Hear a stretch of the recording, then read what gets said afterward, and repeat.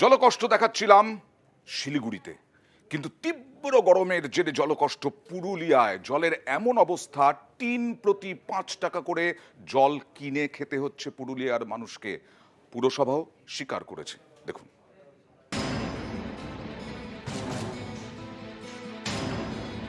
কথায় আছে ভ্যালো করি মাখো তেল। পুরুলিয়ায় এখন ভ্যালো করি খাও জল। পুরুলিয়ার রাস্তায় রাস্তায় এখন জলের ফেরি।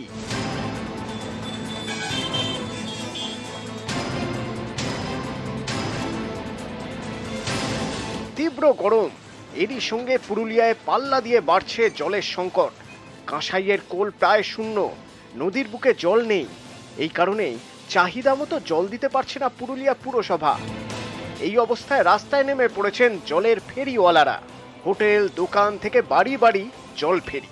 আমরা জল দিই, দোকানে জল দিই, বাড়িতে জল দিই। বাড়ি টিন হিসাব হয় আমাদের।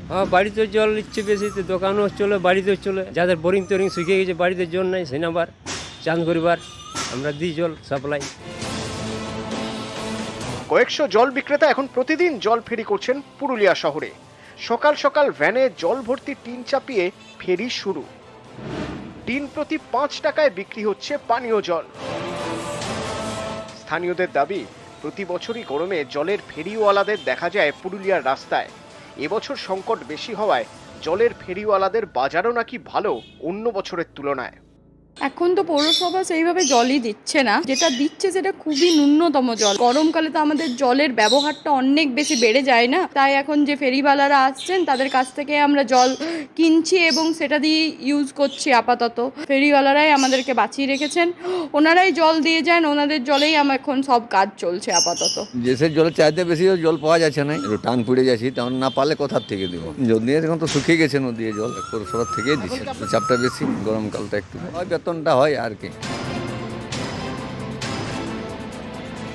কদিন আবার অত্যাধিক তাপমাত্রা হওয়াতে জলের সোর্সটা একবারেই কমে গেছে, যার জন্য জল যে পরিমাণে আমাদের আসা দরকার সেই পরিমাণে জলটা পাচ্ছি না।